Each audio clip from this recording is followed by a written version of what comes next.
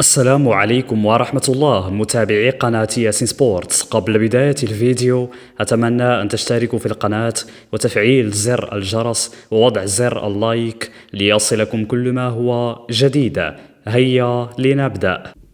إذا موعد مباراة مانشستر سيتي وبورنموث في الدوري الإنجليزي الممتاز الجولة الأولى، وذلك يوم الأحد 23 أغسطس 2026 على الساعة 2 بعد الزوال بتوقيت المغرب، الجزائر وتونس، والساعة 4 مساء بتوقيت مصر والسعودية، على ملعب الاتحاد، ملعب مانشستر سيتي. إذا ما توقعاتكم لهذه المباراة؟